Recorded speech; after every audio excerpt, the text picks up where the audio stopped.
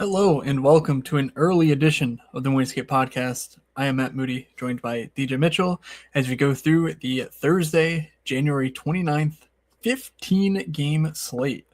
Let's dive on in.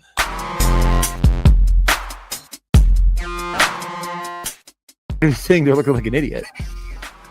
Well, is that any different than normal? This is the first time I will admit was unbelievably wrong.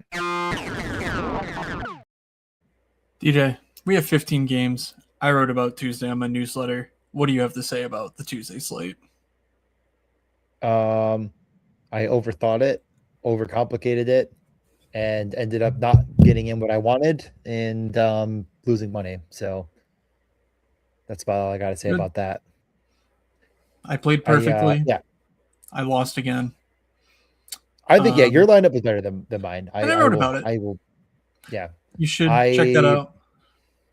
I played two lineups that both had some good players in it around just absolute, shit. I played one lineup was good, that was bad. The good lineup got by Florida too, so I went and fucked myself.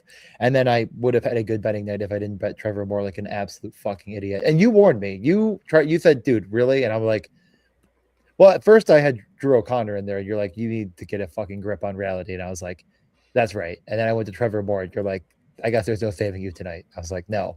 And then like everything else hit. And I'm like, why did Trevor Moore shoot? Idiot. Yeah, no.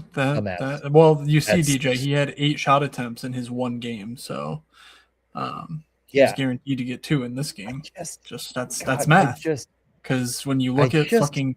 I'm a sucker. Use your fucking brain. All right. We have 15 games. We really do need to get moving. Even more so than usual.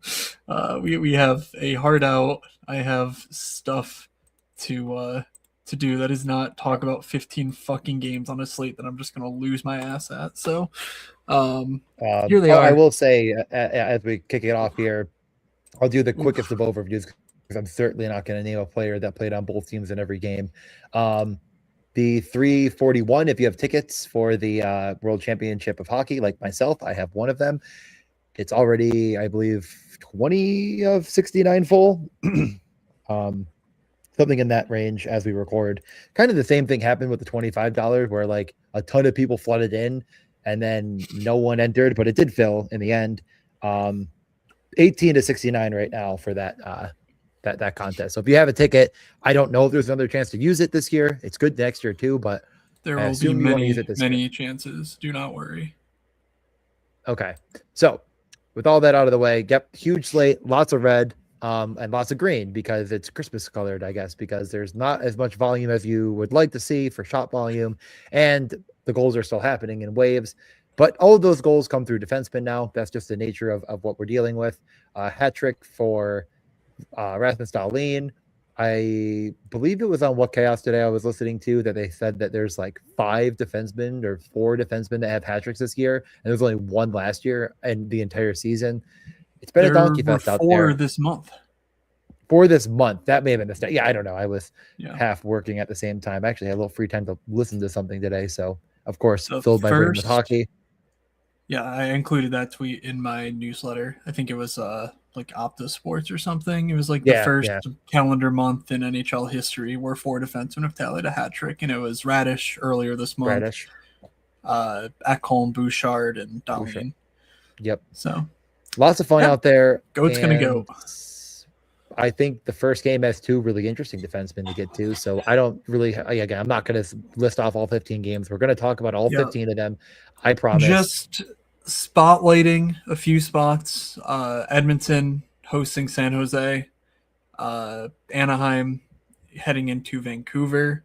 I expect heavy ownership on both of those games. Pittsburgh hosting Chicago. We'll see what Pittsburgh does with their lineup. We'll talk about that when we get there, but no Brian Rust. I'm not positive there'll be significant ownership depending on how they divvy up their lines and power plays and whatnot. And I think that's about it as far as spots where I'm expecting, substantial ownership to come in. 15 games, ownership almost doesn't matter. McKinnon plays, but it's on the road back-to-back against Montreal, and I'm not positive they'll have a massive team total or anything, so I think McDavid will clearly take the cake at center. if you're spending up. So that's sort of the incredibly high level moods overview. Now let's get on into the specifics. We'll work through game by game.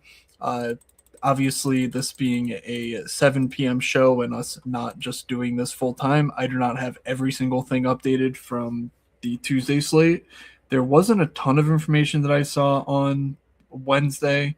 I looked in a few key spots or spots that I haven't seen in a while, and grabbed what I could. But just as always, make sure you're using my Twitter lists at Fake Moods on Twitter, checking those lines in the morning for yourself, or using a daily face off or roto grinders, stochastic, so on and so on, to just double check your stacks and whatnot, because obviously these are subject to change and they may not even be perfect at the current moment.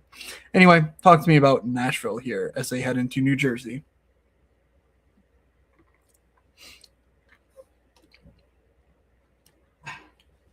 You muted yourself, you fool.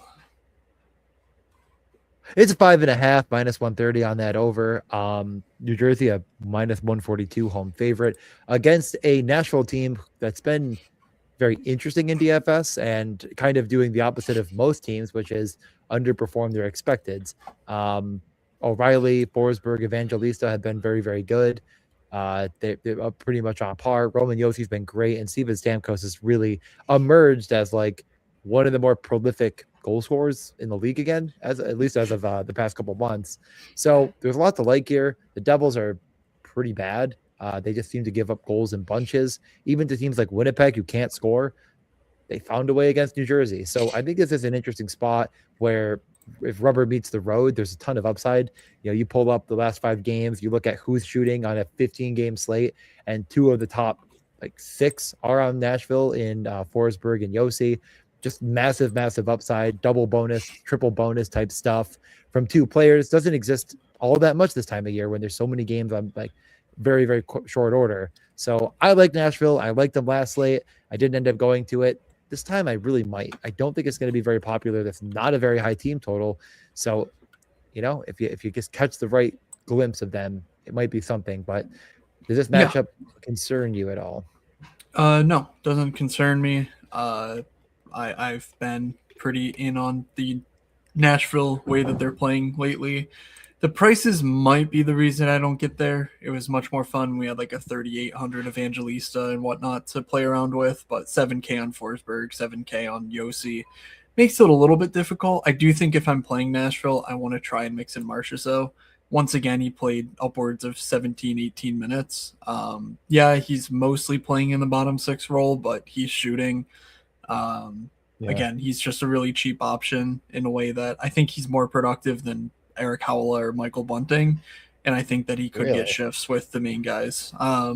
So that's really, and even as a one-off, I think Marchessault is pretty interesting as well. He just looks 6 like shot attempts last game, 17 minutes, and was actually scored, but was out there for the power play goal over Evangelista. Evangelista definitely got the first power play, but Marchessault was on the ice with Forsberg, Josi, O'Reilly, and Stamkos when the goal happened. So that role could change. Something to keep an eye on for sure. I think definitely one-off material Marchessault makes a ton of sense here. Yeah. And if they continue to kind of look at that, 30 minutes for Josi, but they've had 7 defensemen. They only played 3 minutes of Svechkov. He may have gotten hurt. Maybe he got benched. I don't know. So again, lots of minutes for the top guys. They're in desperation mode already. Yeah, they're playing pretty well, and again, like you're saying, they're desperate. They're really loading up minutes on the main guys. So I like that aspect. You head over to New Jersey. I did not update this. I believe Cody Glass got injured last game. I did not check in on what transpired there, but obviously they just lost. So these all could change. We don't have any lines or anything. So last game it was Timo, Hughes, Bratt, Gritsuk, Hall, or Gritsuk, Glass, Heminaho. Cool. Heischer, Mercer. I don't even know who played with Heischer last game with no Palat. But yeah, they're selling Palat. I don't know what they're gonna do, but they sold Palat. Well, yeah, what is that for? They didn't do it in time to get Quinn Hughes. So what the fuck is their plan? Bratt, Heischer, Timo, and then Hughes, Mercer, Dadonov. and then Glass and Glendenning That's played right. It was a fucking combined 12 yep. minutes. Yep. Potter Yeah, played. Did Glass get hurt? Why do I feel like yeah, yeah, Glass he got played hurt. today. Yep. Ooh, revenge narrative too. Tough. It's a mess in New Jersey, in case you're wondering. Dougie Yep. Hamilton, 23 minutes, power play 1 with paired with Nemec. So that is, I guess, a guy. I'm not playing New Jersey. I mean, they're Yeah, expensive. It's been bad. There's nothing here that I'm really. I mean, like it's Dougie or nothing. Like no matter what, if you're playing New Jersey, just circle Dougie Hamilton. He has a point in like 12 straight games, and he's shooting and like kind of doing Dougie's everything here. good. But Jesper Bratt is bad. Jack Hughes is fine. Timo just isn't scoring. It happens. Yeah, I'm not particularly interested in whatever's going on here with the Donov. Like it's if Cody Glass doesn't play, I'm not playing anyone from New Jersey. I'll just put it to you that way. And that the only reason that is because Glass and Gritzuk refuse to get priced up. They've been playing really well together. Hemi Naho's come in and done stuff, but I'm good to move on. He played 16 minutes. I don't know. I mean, that's where we're at. You know what I mean? Like Hemi Naho is playing 16 minutes. Good for them. The next game, probably we'll try to get through this one pretty quickly. Philly on a back-to-back. It's a bit of a scattering of who you would want to play. Michkov's playing really, really well as of late, but it's kind of hard to fall in love with the role. It's just easy to fall in love with the player at 4,100. So he's of note, but it just feels kind of thin. I like the lineup. I mean, the thing about Michkov is, even though he's power play too, even though he's on the third line, it's with Cates and Brink, and they're just playing Cates and Brink. Like those guys are getting their time on the ice. So I don't mind it. I don't think I'm going all the way to the top and playing connecting Dvorak, Zegras. I would understand someone that did. It is a very middle tier stack, but it's middle tier price because it's middle tier output. Like these guys are not shooting a ton, and they're just not getting points in bunches together. So for all these reasons, I think I'm out. They've been playing pretty terribly. Yeah. Like they're not going to play Michkov. So on a 3-game slate, I'm fucking jamming in Michkov once again because I like Payne and he's actually really good and whatever. On a 15-game slate, like just don't. You're fine. I actually think Marcus is just a better play straight up. Yep, that would make sense.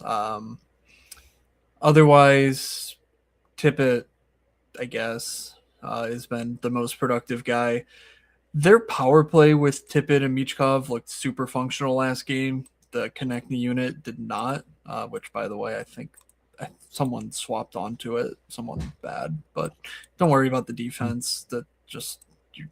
That power play is not correct. It could change once again, but the forwards, you're pretty much playing the top line. That's all power play 1 correlated, or the second power play with Tippett and Michkov, in my opinion. I think it's Cates. I mean, it might be Brink on the top unit, whatever. I'm not going to spend too much time on it. On the road, no Vladar because he's playing on Wednesday night, so Sam Emerson should get the net, which leads us to Boston. Boston, did they go to overtime? Yeah, they won in overtime. Like immediately, though. Pasta, I believe, in OT. Okay. Well, sent them home. Yeah, 15 seconds in. Nice.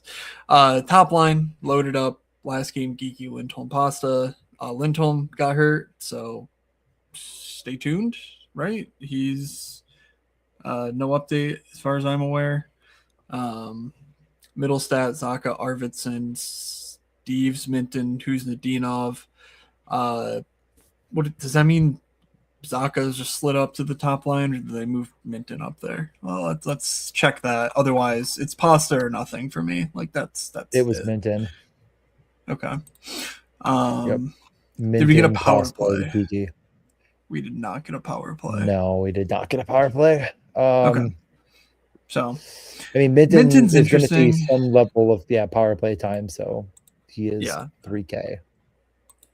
Yeah, and we just simply don't know the status of Lindholm, I'm pretty sure. So check on that. If he's out, Minton gets a clear upgrade. I would only play Minton with Pasternak, though. It's not like I'm trying to sneak a punt through without playing Pasta. It just doesn't make sense. Pasternak shoots more than anyone in the fucking league besides Nate McKinnon. Like, you just are preloaded with 15 points if Minton in any way gets there, and if Minton becomes a close to have it piece at 3K, Pasta scoring 30. Like, you don't need to worry about that.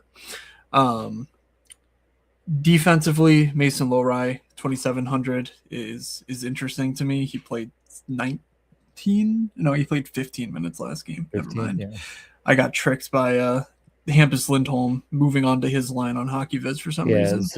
Zadorov came back, so it was like, McAvoy, Zadorov, Lindholm, and then everybody else kind of scattered throughout.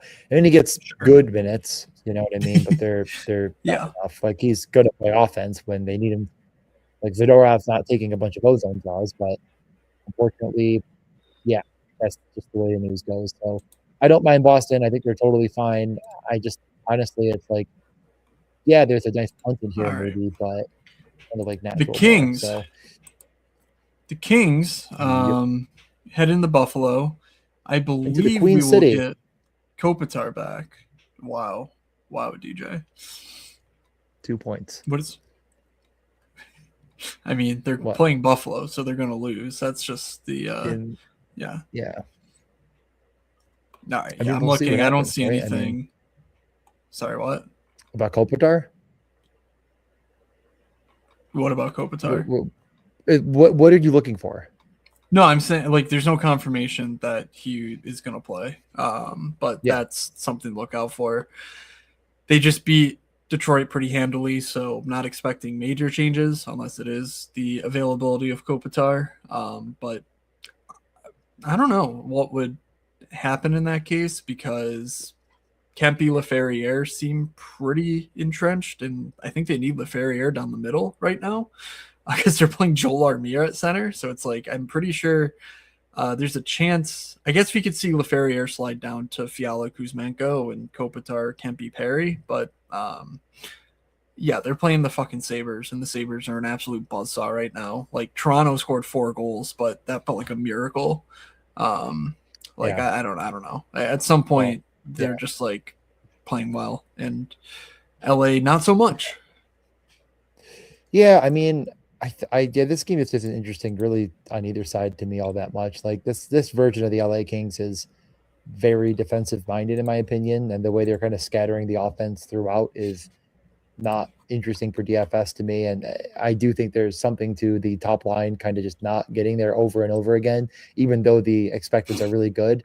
That well could snap at any moment, but a team that was mainly, their best expected goals guy in that Red Wings game was Warren Fogle, who had 4 shots on goal, like 7 shots. Like, that's not a good sign when all the other guys were pretty limited. So I'm not going to LA. I don't think there's much to cover here. Things could change, but those changes don't make it any more interesting. Like, Kopitar isn't a prolific fantasy asset. He's a solid player that helps them add center depth that they desperately need. But is there one player on this team you feel is like a must-have?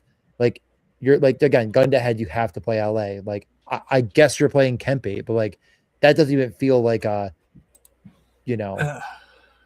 incredibly, like, you know what I mean? Like, I would think it's the top line, but I think you can make a case that you could punt with this team, and like, I don't know. Buffalo's a buzzsaw, and I think LA is just better than people give them credit for. Yeah, Detroit had some shot volume, but there wasn't a lot of danger in that shot until the very, very, very end when the game was basically in hand.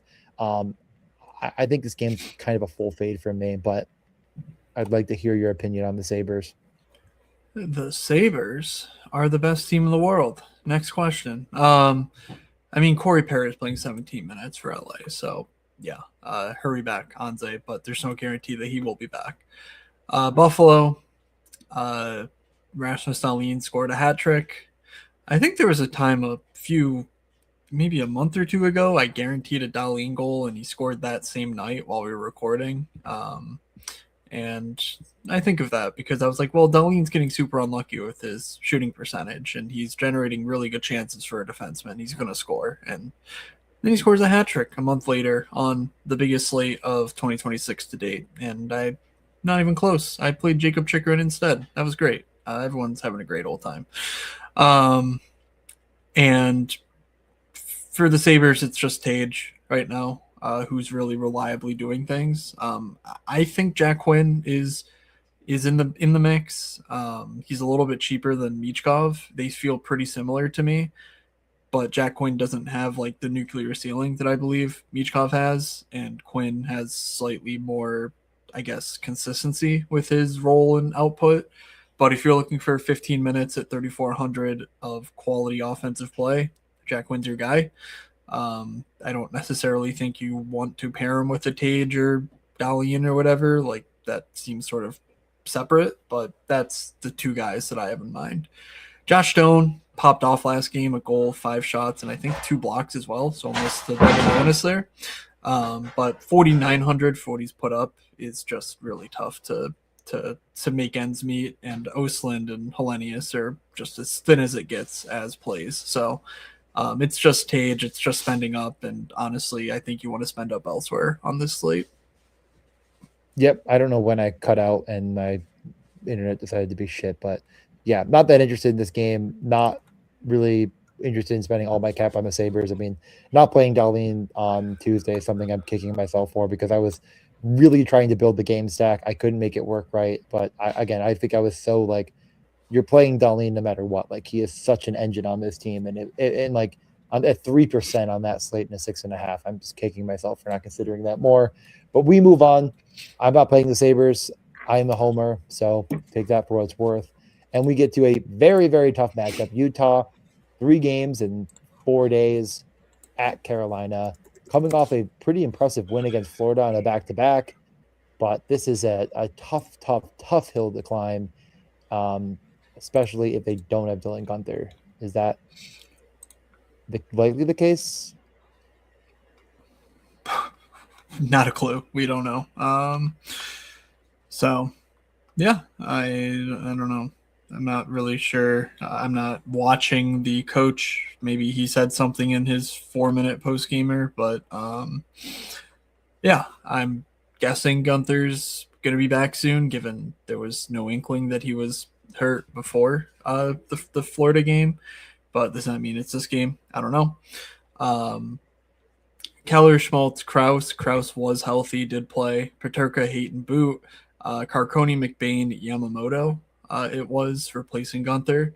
So that's a yikes from me if it's truly Yamamoto there once again. But yeah, Carolina's not necessarily brimming with offensive potential down the lineup, in my opinion.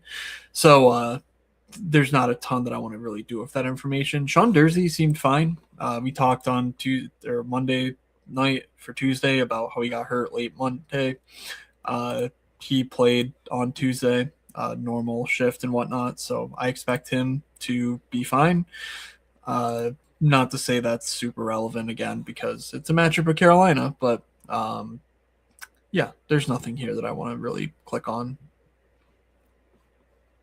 No, there really isn't. I mean, it was Paterka, Hayton, Keller, Schmaltz, Sergachev on the top power play. McBain got a little bit of run that top power play over with Hayton. Like, kind of that was the first guy swapped out. So I don't know. I guess there's a cheap stack that has power play 1 upside if Gunther isn't in, but that upside is pretty immediately limited by Carolina, I think. So yeah, it's going to be a no from me.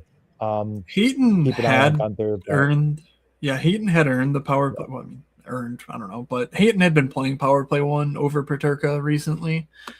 10.1 expected fantasy points per game last 10. I could see a world where you play that, especially if Gunther's out. Hayton Paterka is 7,600. I kind of think Paterka is bad, but you know, it is what it is. Paterka, if he gets chances, can score, and it's just a matter of 1% against Carolina. You need to roll the dice. So that's the one thought that I have here, but I'm not spending up on Keller Schmaltz, no matter how good Keller's been in the last little bit.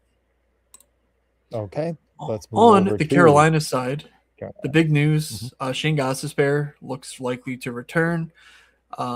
He immediately steps into the power play 1. He's 5,300. He has been excellent all season long. 68% better DK point rate versus the league average defenseman. Like, this is truly elite stuff from him. Just going over to Cale Makar, for example, he's at 81% better than the average defenseman. Now, Gostisbehere is most limited to 18, 19, maybe 20 minutes in a night, so it's not quite Cale Makar 27 minutes type stuff. But he is very efficient, very productive, and he does elevate the power play in a big way. That power play, Svechnikov, Aho, Jarvis, all on the top line, all fully correlated. Jordan Stahl and Nick Ehlers sort of swap off. They are paired with Martinuk at 5-on-5, and then Hall, Stankoven, and Blake will play secondary minutes and power play too. So if you are trying to pick on the Kyler Yamamoto of it all, Hall, Stankoven, and Blake probably is the beneficiary there. 11.5K for 25 expected fantasy points and 24 actual. It's not the end of the world, but I feel like in decent matchups, that line tends to be 5-6% owned, and I don't really like doing that. I'd rather be, if I'm right, I would like to not also have to get another stack right to sort of, make my way to the top. And I don't think that stack really does it for me. Yeah, I mean, I like targeting teams that are on these 3 and 4 on the road. Like, that's something that does actually like make me think. But I'm also a staunch believer in I'd like to see Carolina bury me once before I start to play them. I mean, they're still expensive. Yeah. This is I mean, again, pulling up the sheet here. Like, Carolina looks like a decent matchup. I mean, the goals look good, but this is not nearly as good of a matchup as normal for Carolina with the way they're able to control puck possession and pace in a game. I just don't think it's going to end up making the mark for me. There's a few spots I like more than it, but this is a good on paper matchup and a good game. And I don't think there's anything crazy about playing Jarvis, Svechnikov, Aho, other than the fact that it is 19, 20K, 20K. And I would really, really, really like to get Gostisbehere in with that. He's 5,300. So yeah. It's tough. It just gets really, really tough to build a good lineup that feels like it has enough upside when they have not shown the ceiling high enough to support that price tag. So it's going to be a no from me, but a at the very least, a considered no. Yeah, I would say if you're going to try and build a game stack here because you're just like, I want to trust the rainbow sheet for once for whatever reason, which, by the way, for the podcast people, it is the best expected goals game on the night by a mile. Both teams are actually scoring at 5-on-5 as well over the last 10, but they're also getting great goaltending. So it's a little bit like the goals don't look great, but it's not really because either of these teams are not putting the puck in the net. What I would maybe do is do something like Gostisbehere plus Ehlers or Stahl, and then play like Gunther, Hayton, something on the Utah side, because I do think that Utah would need to really get there in order to really push Carolina to do something special. But obviously they could just win 5-0 and that could be that. But I think I would try to do a Utah driven game stack more so than the Carolina driven game stack. Cause like you're saying, these guys are just too expensive for what they do on a nightly basis. And they really don't even have the sort of ceiling that we're looking for. All that often. Colorado heading into Montreal. I did not check their lineup on Wednesday night, so what are we? Did what it are we ever even get posted? Great. I looked. I tried to look a couple times, but yeah, got posted at 7:33. Perfect. Very helpful. Just God intended. Just exactly when we needed it. There's 2 Makars. No, I'm just kidding. Oh my god. There's too many fucking T's in Arturi Lekkonen's name, and I never remember which. There we go. Okay, I was right. The king of spelling and pronouncing names. So yes, top 6, all that matters. Don't worry about the bottom 6. No one cares about the bottom 6 in Colorado. No Ross Colton, so even more minutes for the top 6. I'm literally just gonna get rid of all these names. You don't need them. Who cares? Olofsson on the top line at the moment, 4,300. I should see how owned he is on this nonsensical day of game action. Yeah, like 50-ish% in smaller field. Anyway, people are not going to slip Olofsson by you. I again think he sucks. He's 4,300. Like, what are we doing? Mhm. Yeah, he might score, but if he doesn't score, he fucking murders your lineup. And last time I checked, he's not on pace for an 82 games or 82 goal season. 82 goal. So Yeah. yeah, any interest in Colorado here heading into Montreal? I think the interest is just like what's McKinnon's ownership going to be here. 15 games. There's a ton of good spots we haven't gotten to. Some of them are going to be chalky, and those chalky spots are expensive. So when you look at it that way, is McKinnon going to come in sub 10%?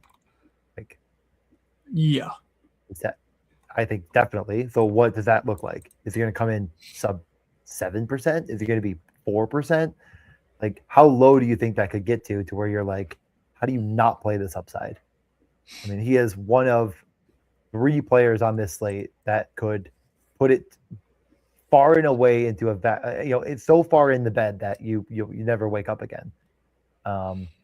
Like him, McDavid, and Matthews, and maybe Celebrini if you are the truest of slappies, and he's going to come in sub 5% potentially.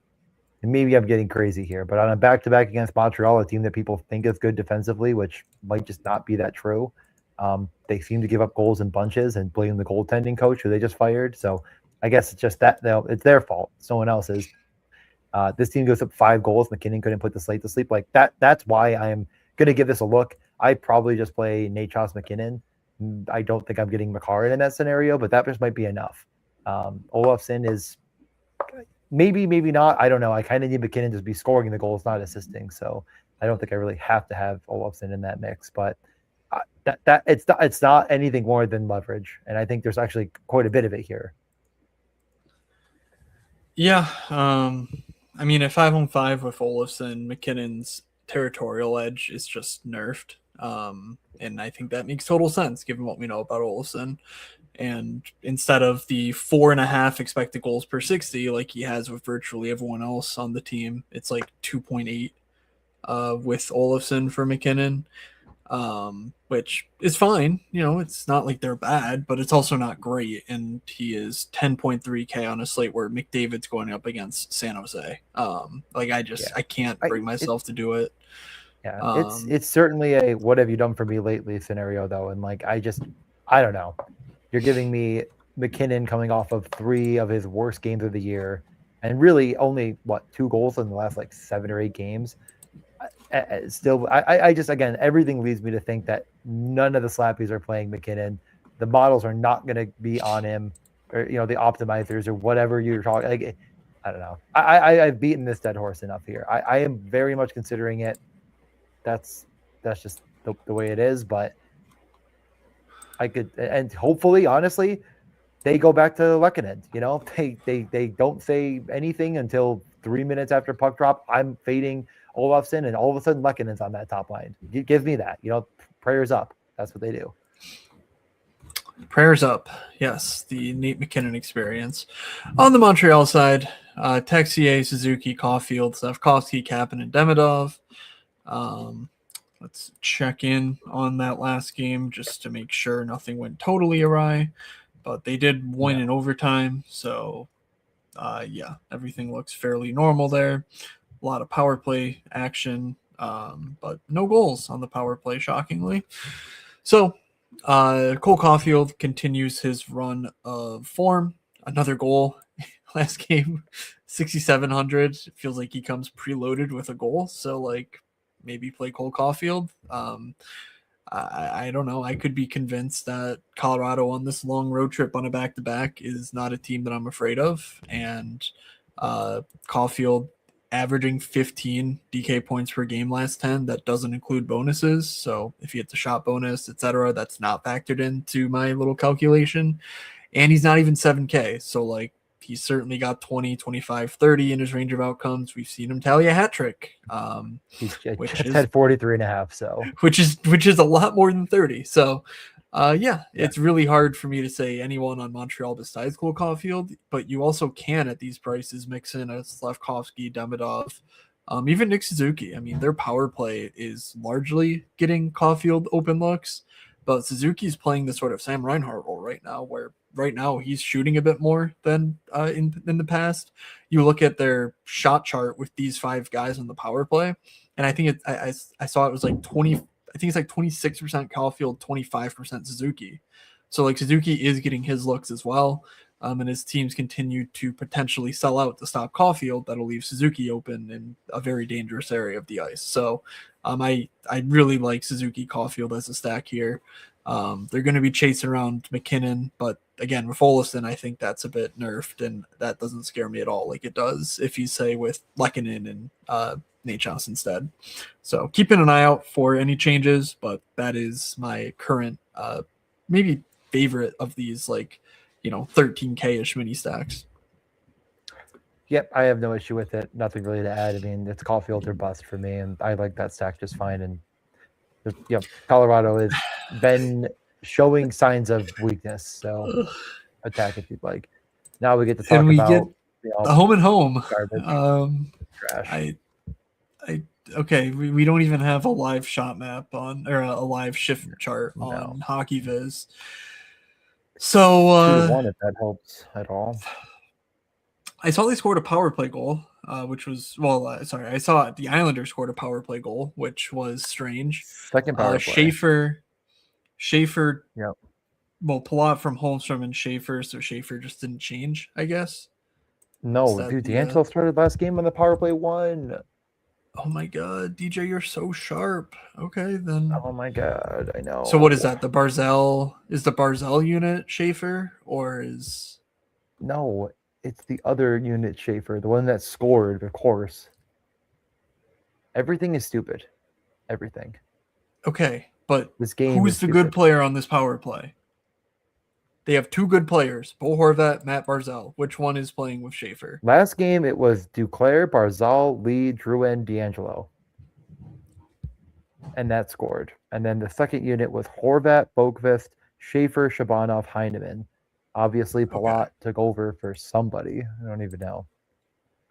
Honestly, I have no fucking idea what they did. It's a mess. Okay. Close enough. Palat was on the power play with Schaefer, Heineman, Horvat, and Holmstrom. Perfect. That is okay, so that is all reflected here. Great. We did it. Fantastic. It's the fucking Islanders Rangers part 2 on a 15-game slate. Do you have any interest? Nah, 0. Okay. Let's check the rainbow chart.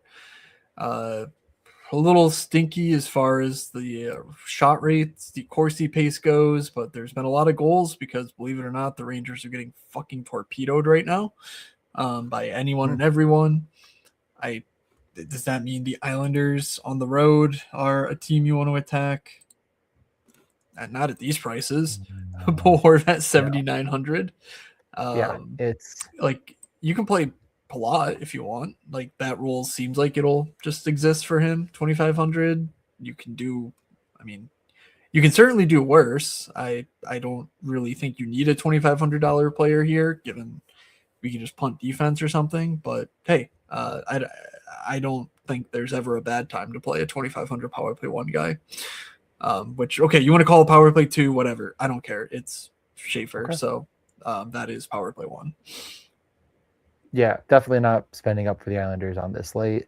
And the Rangers aren't expensive, but I'm not playing them against on a back-to-back against Sorokin. There's just no need.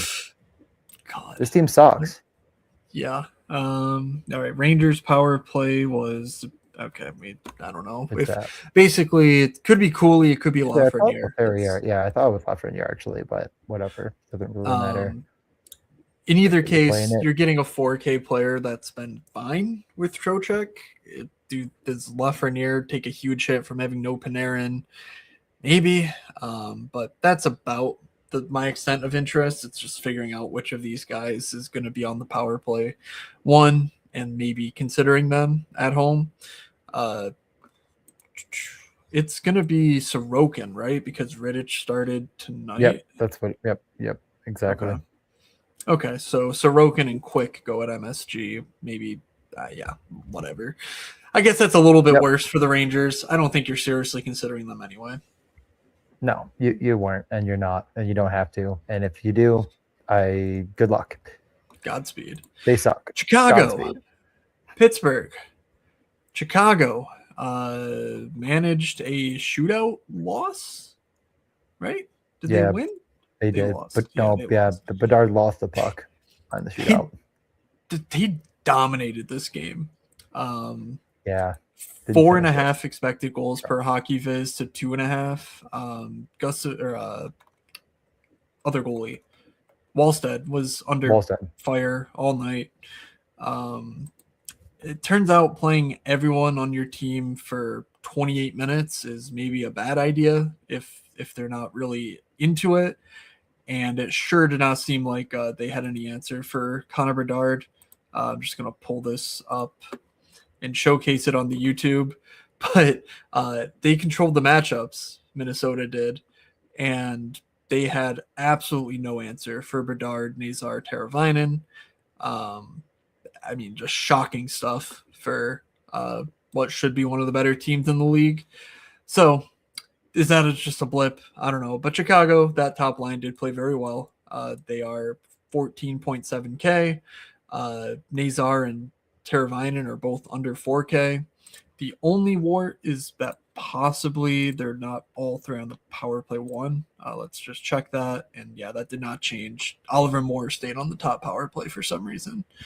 Didn't work. That could change, but for now, I think you consider it against Pittsburgh, especially because Pittsburgh's without Brian Rust. But yeah, that's all. You're playing Bedard and friends or nothing. Bedard is cheaper than Bo Horvat. Like, interesting. Yeah, I like Bedard. I like him as a one-off. I really could see playing him with Levchinov or I don't think you're forcing in much, but I could also see Frank Nazar. We were saying that's like, that's the best situation, and like Frank Nazar is right on the on the edge of being power play one. It feels like he might just take over that role and he's over somebody else any second now. So yeah, you know what? I think I've convinced myself. It's Bedard Nazar. They had an overtime power play that Nazar was on, the 4-on-3 with Bedard, but he wasn't on any of the 5-on-4 power plays with Bedard. So I don't know. I could certainly see taking a swing. Obviously, I think Frank Nazar's prospect profile is pretty solid. Bedard's obviously incredible. And yeah, you can. And we saw it from Nazar early in the year before all the injuries. Like Nazar was really good. Yep, exactly. So, I like it. On the Pittsburgh side, I was looking. I did not see any indication of how they were going to replace Brian Rust. He got suspended for 3 games for an awful elbow to Brock Besser's skull. I'm shocked it was only 3 games, but that's the NHL for you. They don't have a natural replacement unless they just want to call up how's the guy's name? Rutger McGroarty. Or do something like that, because Chinikov, Novak, Malkin, Mantha, Kindle, Brazo seem pretty locked in. I obviously could be wrong, but we don't really know what they're going to do, either power play wise or 5-on-5 wise at the moment. Do you have any any interest, any sort of thoughts on Pittsburgh here? Yeah, God, I mean, it's really hard to say because I kept thinking they ran a practice with Rust in it because it was before the suspension, so that's why we have really no idea. I mean, who's going to take the top power play? Who's going to take the top line? We've seen a number of different guys from Novak to Mantha to Kindle. Like, I have no idea who it's going to be. My guess would also probably Kindle gets the top power play spot back. I'm hesitant to click the buttons. I would like to see the right punt kind of move up into this line and be power play one to make it affordable, because I do think it's a decent matchup, but I don't think it's anything I'm going to go crazy over. And Crosby at 8,500 is just something I'm not clicking. I mean, it's not going to happen. The volume's not there. The point production is what you're playing it for, so he's obviously stack only. And like I'm saying, like maybe there's something cheaper to make it happen, and Chicago isn't great, but I don't think Chicago is completely incompetent. This is like an NHL team this year, albeit with a couple guys in the lineup that maybe don't quite have it all the way there yet. But yeah, we'll see. All right. Kindle, interesting. I think Gino could be the biggest winner here. He's been very good. You made him a cover boy. So I don't know if anyone's tracking the. I don't know if anyone's tracking the cover boy, success rate, but he's been very good. 11 expected fantasy points. Is it 10 games? I don't think he's played 10 games, right? He also got like a little bit banged up in the Vancouver game, but I thought was supposed to be fine, but something to keep an eye on. Okay. Well, that would be devastating for the brand if he was actually out and you made him a fucking cover boy. Would not be the first time. In any case, very good stuff out of Malkin lately. Erik Karlsson's back, 4,800 after a bit of a extended absence, so that could be a good price in the matchup. But I don't know. Maybe just Malkin, Chinikov, and maybe you can play Novak, especially if we get a confirmed power play 2 role for him, and just say, yeah, I'm going to pay $12K for a Malkin line when he's actually clicking right now. Which, by the way, 11 expected, 12 actual last 10 games for Malkin. So save a bit of money there. Don't worry about the Crosby roulette on his line, and take advantage of the good matchup with Chicago. Winnipeg heads into Tampa after a 4-3 win in Newark, playing New Jersey. I don't think they will have as much success in Tampa, believe it or not. But what they did do was pretty fun. Connor, Scheifele, Velarde played all together, 18K for that 3-stack. I think it's been a while since we've seen them this cheap. So if you're going to take a swing, I think that was the time. But any other thoughts on Winnipeg? Well, I'm winner bust. It's really not even a question. I still think Morrissey's a really good option to go with it. If you are gonna, I wouldn't dip my toes in on Winnipeg and one off something. Like, it's jump into the deep end and pray, or don't do it at all. And Tampa is a situation where, like, I am the last person to say goaltending matters, but like when you give me Johansson or Vasilevsky, you're talking about 2 different worlds of talent. And if Johansson's in, it does give Winnipeg a little bit more of a boost. I just don't think I'm going up against Vasilevsky playing as well as he has. He has not allowed more than 1 goal in the past 4 starts. Yeah. And largely, I think that is just how good Tampa is, like, in general. So it's not anything that I'm losing sleep over if it's Johansson. Then I'm going to, it's not like it's a windmill jam Winnipeg all of a sudden. Like, yeah, but what were you going to say? Yep. A couple chat notes. Shams has them splitting Chinikov and Rust before the suspension was announced on the power play. So Chinikov power play 1 seems imminent, which is very good news. That makes Chinikov Malkin a whole lot of fun, I think.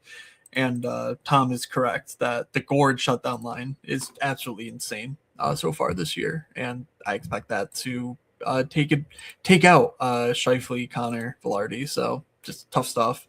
Tampa has Hagel, Cirelli, Kucherov, Gensel, James, Gonsalves. Bottom 6, we mentioned Holmberg, Gord, Gergensons being very good defensively, but I don't think they're anything offensively. Kucherov and Hagel, of course, are of interest. They are very expensive, but quite productive as of late. Somehow Brandon Hagel did not get credited with the goal that sure looked like he scored at the end of the Utah game. I think I mentioned that live on the show, and I went to look because I don't know, but then I realized, I missed the cash line by 4 points, and Hagel's goal was obviously worth more than 4 points. So that was fun. A very fun way to lose a stupid double up that overlaid on Monday. But in any case, Hagel's been very good. Kucherov is obviously Kucherov, and Winnipeg sucks. So here we go. Yeah, I agree. I like the Tampa side a good bit. I think it'll get overlooked. There's a ton of games we haven't gotten to yet, and there's a 3 very big chalk spots. that are going to be of interest. And I think one that isn't going to get overlooked in the next game either, with the matchup against Washington. And Washington's given up quite a few DFS winners as of late, including Tuesday night. There's been multiple games with over 5 goals against in the recent run. Charlie Lindgren's been an absolute, nightmare. Logan Thompson is not heading into the Olympic break looking all that fantastic, and the team in front of them, again, very banged up, just has not played well. I don't know what I would play if it was on Washington. I mean, Detroit's been good. They lose Edvinson, which is definitely concerning, but I think that they're just fine. And they're just, I mean, is there anything? I guess Sordif is playing so much and conceivably getting some level of power play rolled out that, like, maybe that's the line you consider, but I'm probably just completely out. Yeah, I mean, this is the line that's playing the most together. I wrote about them because I played them on Tuesday. So if you really want to see my thoughts about Washington 2, why don't you just go check that out, moods.bf.com once again. But that's what I would do. Chikrin obviously is a fine play, 6,300. They were missing Matt Roy and Sandin last game, so they played a boatload. I think actually Carlson and Chikrin were paired up, so keep an eye out for that. That could mean more minutes for Chikrin if Roy is out. But yeah, I'm not interested in these other guys. I don't really trust the roles of Leonard, McMichael, and Ovi's Ovi, but he's a bit more expensive than I want to spend on an Washington stack. On the Detroit side, we saw a bit of a shakeup after their loss to LA. 5-on-5 lines remain the same. Casper, Larkin, Raymond, DeBrincat, Kopp, Kane, JVR, Comfort, Finney, Soderblom, Rasmussen, and Appleton. But the power play one, Kane is back on the power play in place of JVR. And Eric Gustafsson was getting power play 2 reps with Axel Sandin Pellikka. I think it was either Kopp or Comfort who came off. I'm not recalling at this exact moment, but doesn't really matter. Also noteworthy, Albert Johansson now playing alongside Mo Seider instead of JBD, who's down with Eric Gustafsson. So some changes that just concentrates the production more into the top 6 with Larkin, Raymond, DeBrincat, Kane, all power play 1. But do you have a preference between line 1 or line 2? I still think it's line 1. I think in reality, I just would throw DeBrincat in with it. His volume is still absolutely insane. I mean, that entire 4-man isn't going to completely break the bank, and like I think you could do that without much of a hassle. There will be some eyes on Detroit. Patrick Kane tied Mike Modano last game, if I am recalling correctly. Yes, so he is 1 point away from breaking the record. DeBrincat has 3 5-shot on goal games in his last 5. So certainly a lot of upside in him. And I just don't think you want to leave that on the table. Like, you're stacking against Washington on a 15-game slate. We talk about it quite a lot, but on these massive, massive slates, I think more people just naturally get into like 2-2-3s. I think you go in with a 4 or 5-man. And this is one that it doesn't feel comfortable, but it just continues to happen against Washington where they're giving up slate winners. So if you're going to push the chips in, I don't really see a problem with it. It's not like everybody's going to be on this. And Detroit's been shooting the puck a ton. Larkin had 5 shots on goal last game. You get a very, very good upside punt in Marco Casper, who is shooting more and producing points and getting minutes now and seeing the second power play role that he's probably going to be a big factor on. I worry about leaving off Mo Seider with the way he's playing. I mean, 3 blocks bonuses in the past 3, but you need more than that at 5,600. So that's probably the guy that comes out. But if you make it a 5-man, you make it a 5-man, right? Like Detroit scores 6 goals. You could be skating your way to the top of the leaderboards while people are, have 1-2-man stack that fails and they go to 0 immediately. I like the idea of the stack quite a bit. I definitely would consider that if both Roy and Sandin are out once again, because there are truly some guys in their lineup that you can pick on if that's the case. Let's go to Calgary at Minnesota. Calgary new lines today: Zari, Kadri, Pospisil, Coronado, Backlund, Sharangovich, Huberdeau, Frost, Greedon, and Farabee, Kirkland, Klapka. I'm not sure what the power play 1, power play 2 will look like. Obviously, it's not Zach Whitecloud on the power play 1, but I'm not. I don't know. I'm not playing Calgary against Minnesota. So, any interest here?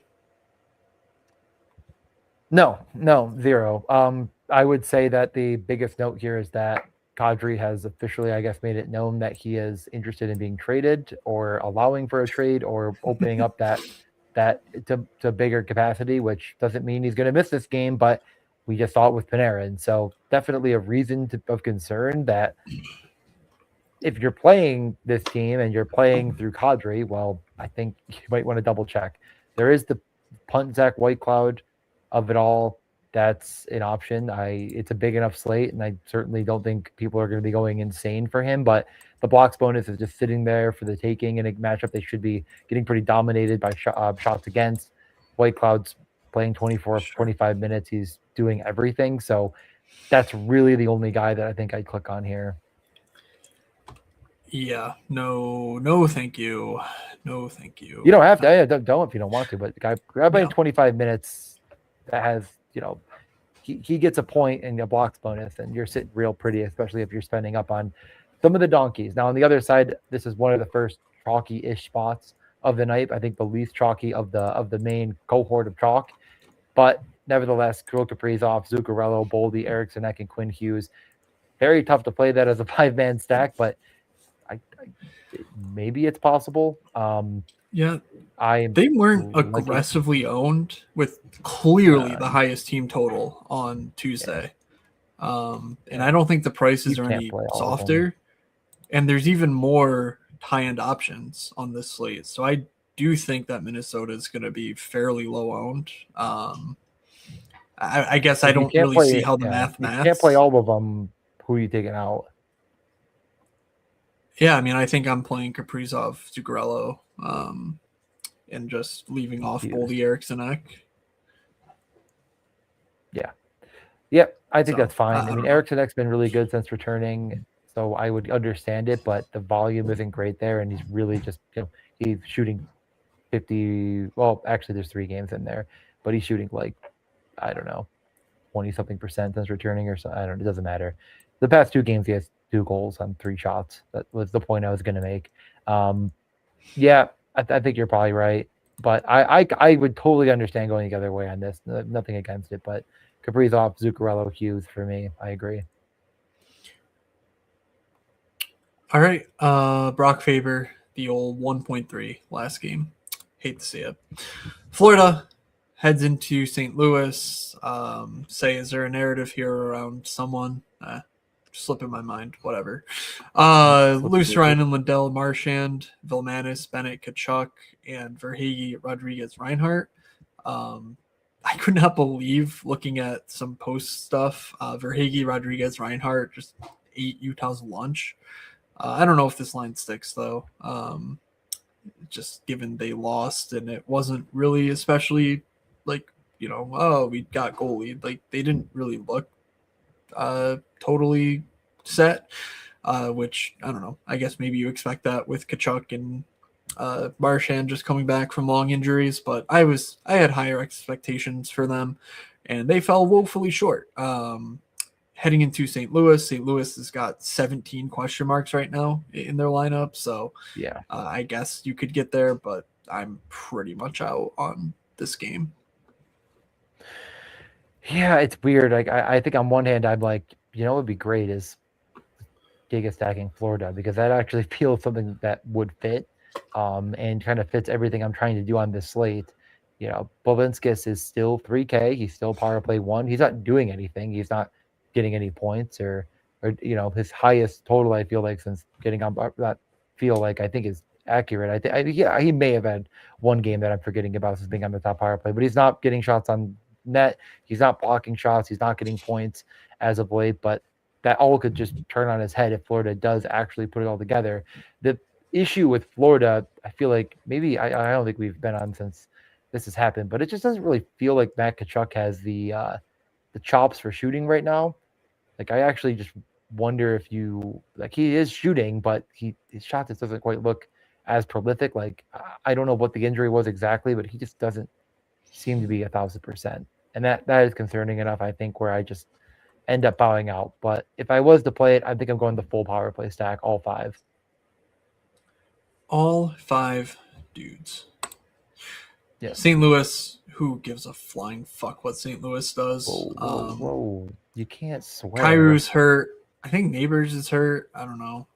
Yes, but Neighbors is like hurt. just please, day-to-day. please don't play. Just you don't need to play St. Louis. San Jose. So yeah, if you click on utility and St. Louis, their 4 most expensive players are day-to-day or on the IR. So their most expensive player that does not have an injury designation is 3,800. Pavel Buchnevich, who has been a disaster this year. Great. Yep, sounds good. San Jose. Graf, Celebrini, Will Smith, Regenda, Wenberg, Toffoli, Eklund, Misa, Gaudet. I thought San Jose was scoring 12 goals last night. They scored 3 in the first 6 minutes of the game. It was 3-1. Everyone's heeing and hawing. The game cooled down. Vancouver didn't sustain anything.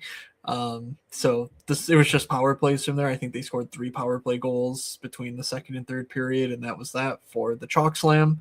But it was good enough for the field to win all the money with San Jose, Vancouver stuff. So joke's on me. But Celebrini, Smith, Wenberg, Toffoli, Klingberg, power play 1. Will Smith is 5,800, continues to score goals and get there because Celebrini is very good. I'm not going there against Edmonton. Just not chasing that. I certainly don't think this is a terrible matchup for San Jose. But Smith's price continues to edge up. I don't think I'm finding room for John Klingberg in a hashtag revenge spot.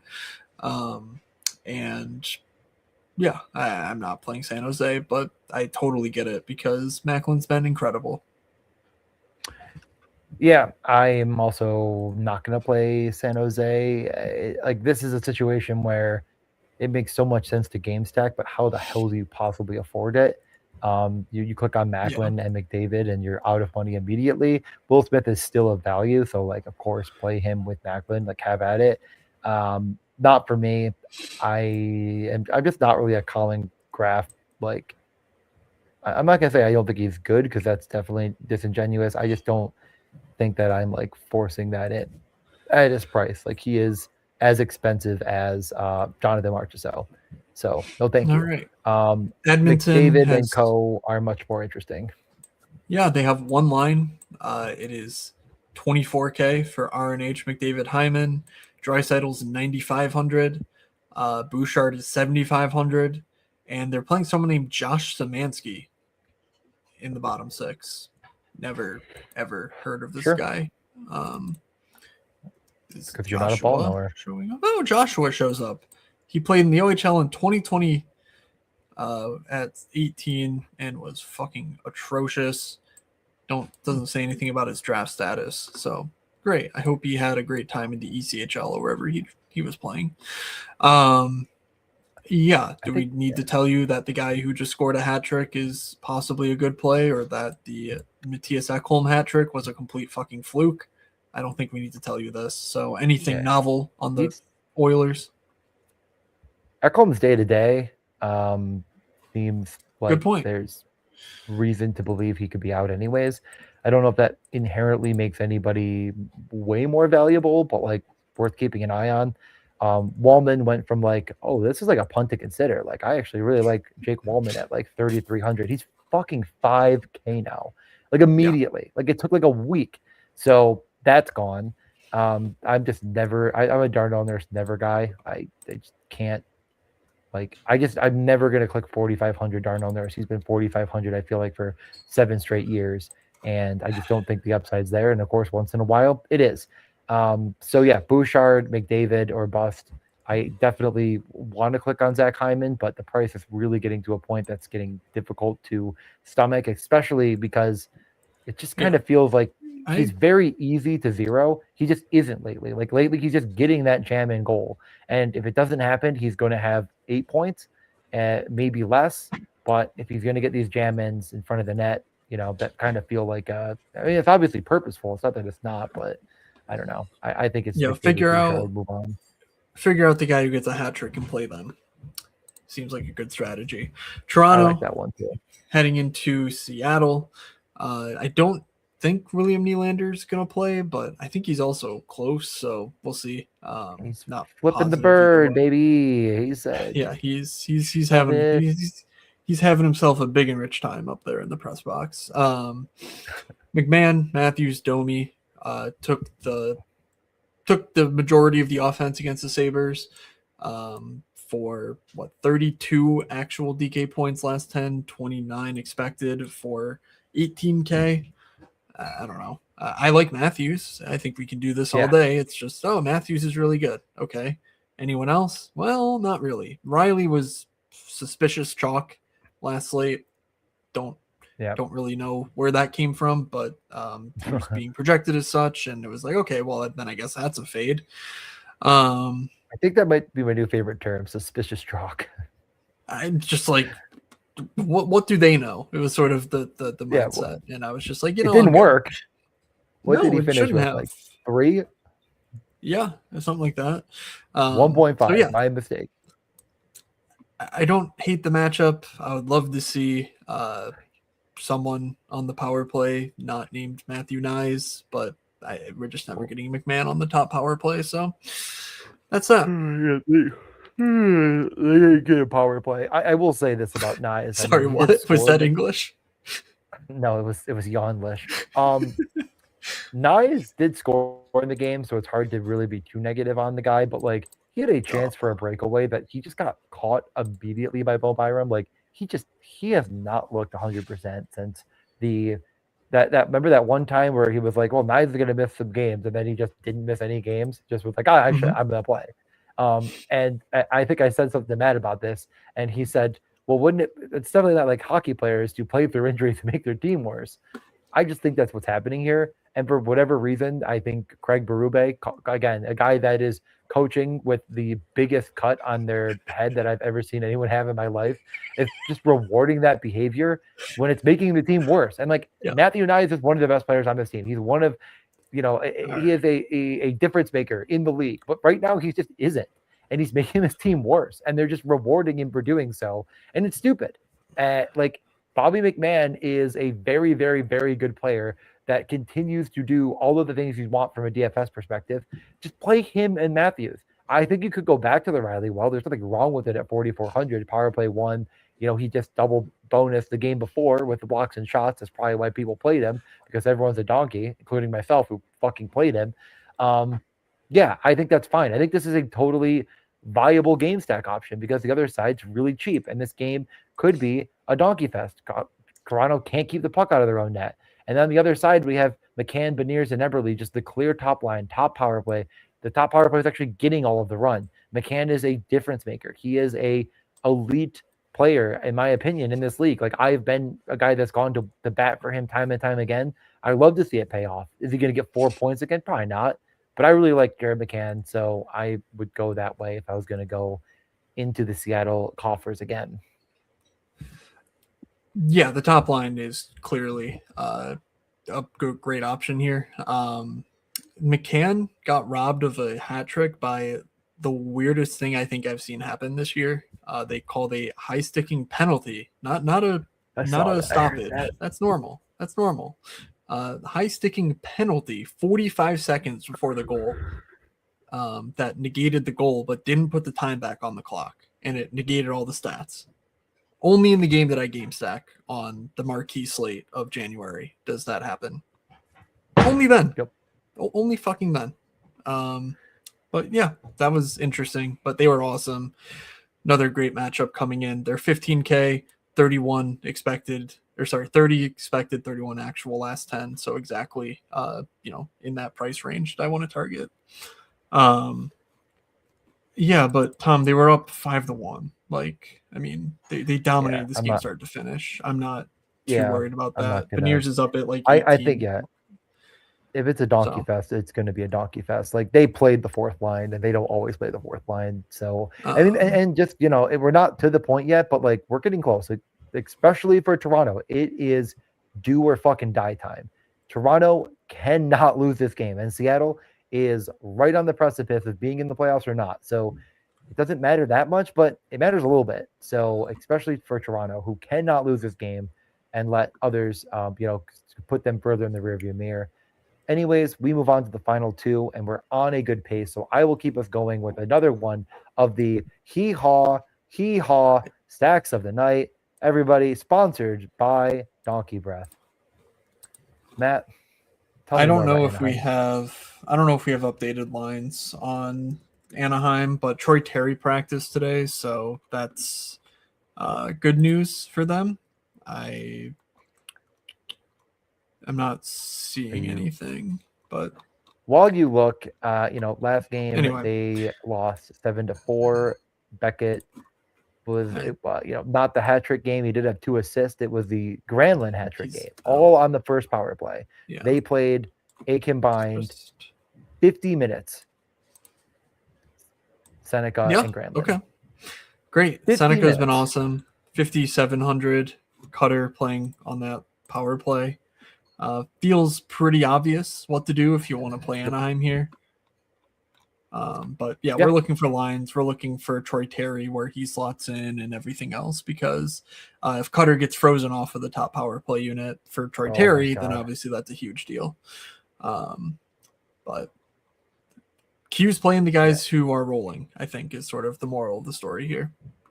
Yeah, it won't take a rocket scientist to know who to play on this team. Just play Cutter, play Beckett, and honestly, I depends who's in and out. Like McTavish is even day to day now, so there's I don't think a lot to.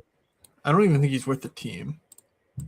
Yeah, because they've been on the road for a while and he's not played, and they sent him back to Anaheim. So I think honestly, you just play those 2 wingers no matter what, and I could be convinced to even take a peek over at the Jackson Lacombe situation, or maybe go down to Olin's not playing. I don't know. Whatever. I'll think about it and find the wrong answer. Don't think too hard. Vancouver practice today was weird. They didn't run lines. I don't know if Tom Willander on the power play 1 was a real thing, because Hronek just scored on the power play 1. And if he wasn't at practice, then that would be obviously meaningful. I'm certainly missing someone, but Lekkermaki at 3K is a very good option. Yeah. He finished with 4 shots last game, but was getting quality looks, getting set up 5-on-3, for example. They just kept feeding him. That's his role. We talked about him from the AHL, and he somehow Pettersson, DeBrusque were like 20% owned, and Lekkermaki was 8% owned. I don't know if that was a fear thing or he's just being underprojected or what, but like I think that makes Lekkermaki a great play, because I was worried he would be 15% when I saw Pettersson at 20% being projected just by virtue of stacking and the computers, and it didn't happen. So maybe that's net positive. So whether it's Willander or Hronek, not really interested in either one at their respective prices. So anyone else in Vancouver you want to mention? Nope. You mentioned the players that matter. There aren't very many of them. We can finish this off. Dallas, Vegas, a marquee matchup by talent, but a kind of maybe a tougher one to actually sink your teeth into in DFS. I know that I would side with the Dallas side of things if I was going to stack this game. I'm more interested in Dallas than probably the average bear. I think they're just a very, very good team. I kind of like the idea of playing like Robertson, Rantanen, Johnson. What? This game is by far the worst Rainbow Chart game. There's no redeeming quality of this game, which perfect. Yeah. That's tough. I don't hate the idea of stacking Dallas. I hate the idea of stacking Vegas. I would just, to reiterate, I would just play like Robertson, Rantanen, and Wyatt Johnston and hope it's a donkey power play fest for them. This is partially true in all cases, but the only way this game becomes a shit show for fantasy is if there are 10 power plays. Because both these teams have such dynamic power plays and are so power play driven at the current moment. Agreed. Thomas Harley might be back. We're checking in, but 4,700. not going to be played, but I think he might be back. We'll keep you updated. On the Vegas We need a side, Thomas Harley meter because it seems like he's back quite often.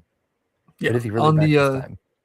the Vegas side, Smith, Eichel, Stone, Dorofeyev, Marner, Bowman, Barbashev, Hurdle, Kolasar. I don't remember what the fourth line was, so I'm just getting rid of it. Any interest It in matters, I'm anyone sure. here? No. Great. Top stacks, guarantee goals. Top stacks, guarantee goals. We keep this to an hour and 15. The under absolutely smashes on that one. Yeah, there's 15 games. There is a lot of options. Last time out, you had Florida 2, Toronto 1. I would say that is exactly what I played in one lineup, and it didn't win. But Toronto 1 could have won. I mean, if you know, Toronto 1 actually was had a chance to. I've got to get won quite a bit of money. I was Minnesota 1 and Vancouver 2, but I kind of changed my mind on that and did the 3-man stack you mentioned, which didn't work. And Minnesota certainly did not get all the way home either. So not great. We were 3 for 4 on the guaranteed goals. I had McCann and Will Smith.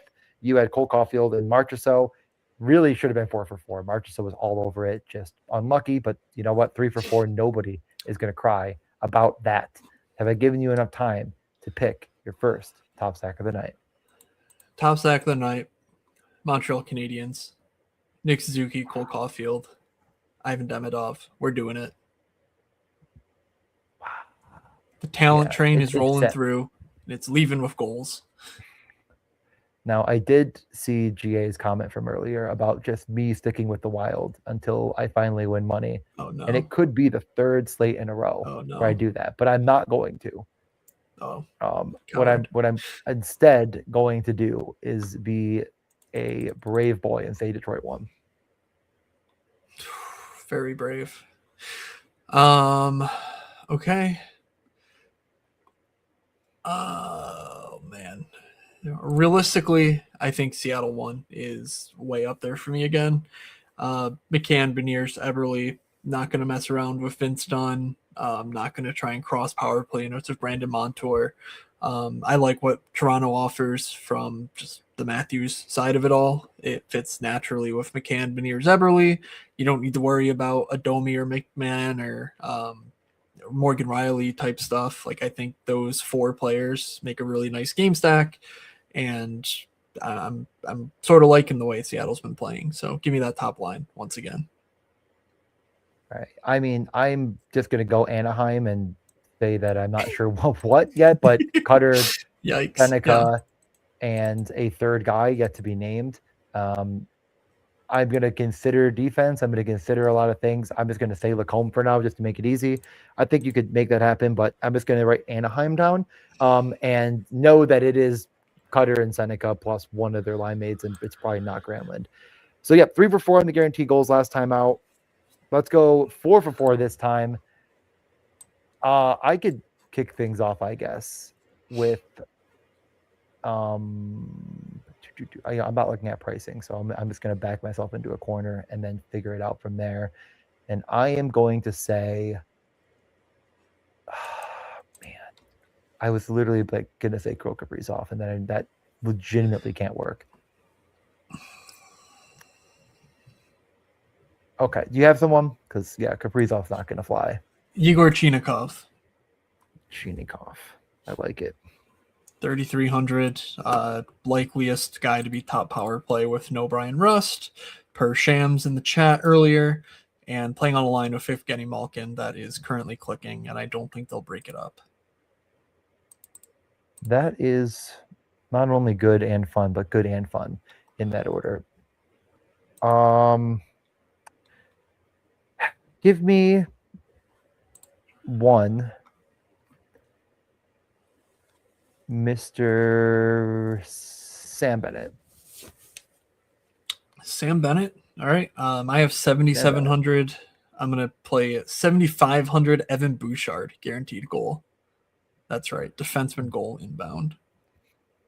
Yep. I went 64. So that leaves me with 46.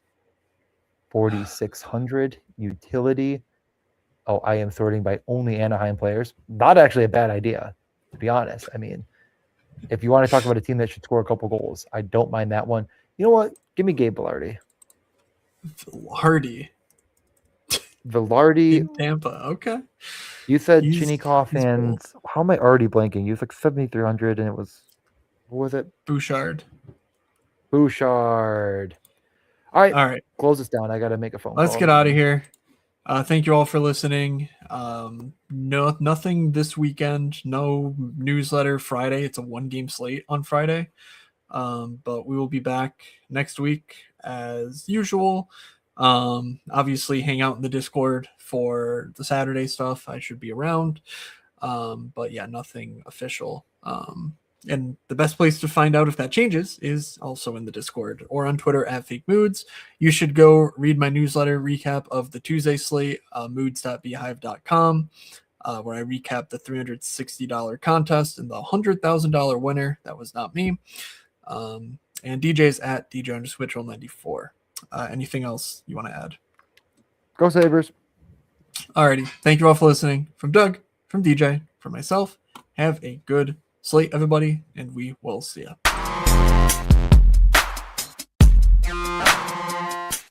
You're sitting there looking like an idiot.